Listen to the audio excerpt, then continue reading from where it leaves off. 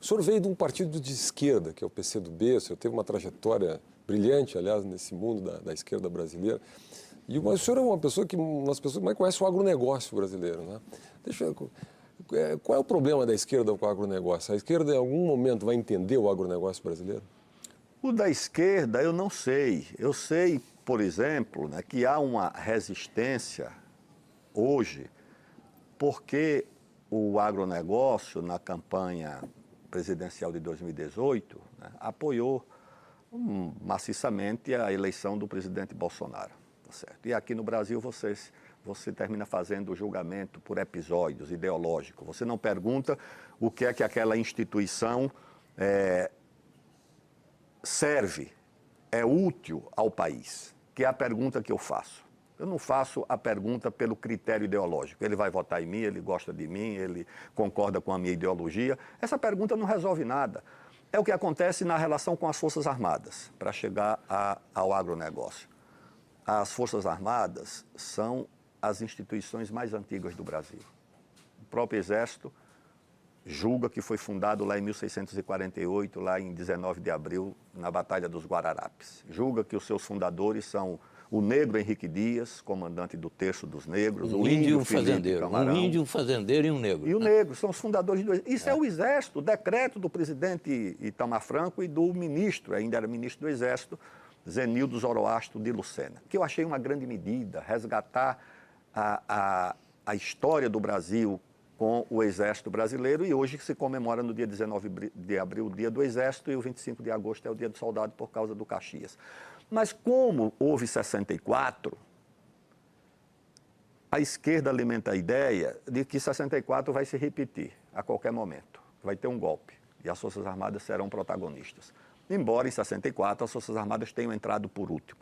Tá certo? Primeiro entraram os empresários, depois entrou a igreja, a CNBB, depois entraram a imprensa, os grandes jornalistas, não foi a imprensa não, foi o Alberto Dines, o Antônio Calado, o Coni, na Embaixada Americana, tudo isso a classe média, mas hoje a culpa é do Exército, a culpa é das Forças Armadas.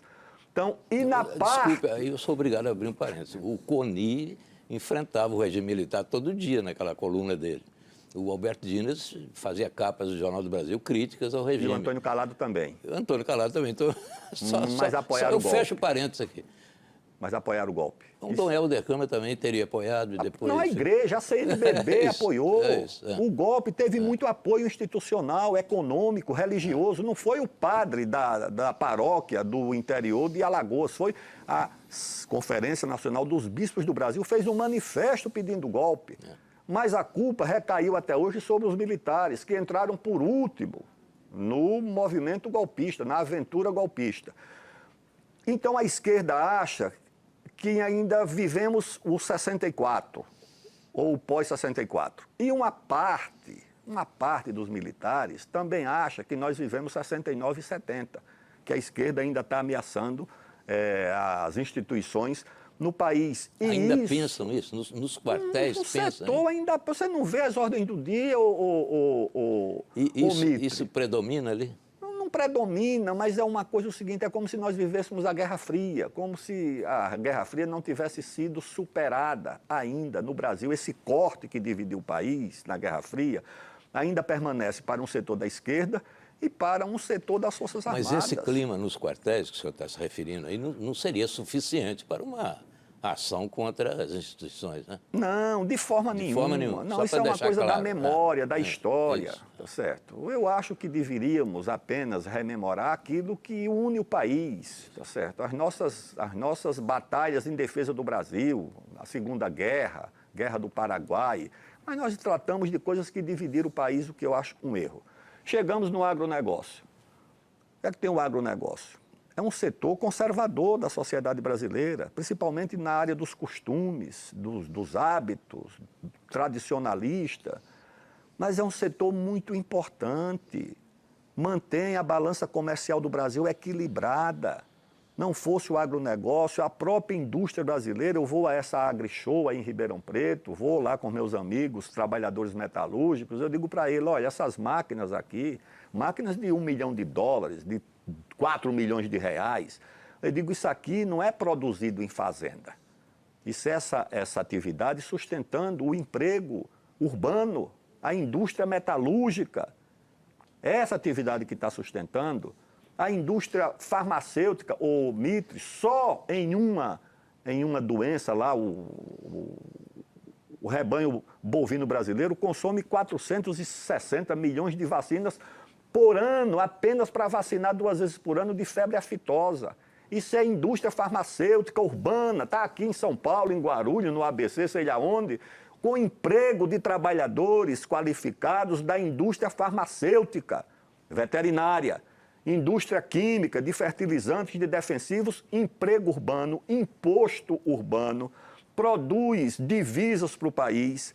Como é que você pode considerar esse setor inimigo do país? Porque ele é conservador, porque não é de esquerda, porque não vota em você? Não, eu não considero assim. Eu digo, olha, fui relator do Código Florestal, fui muito cobrado, mas você, um homem de esquerda, vai relatar para favorecer os agricultores. Eu digo, tem 2 agricultores no mundo disputando, o europeu, o americano e o brasileiro.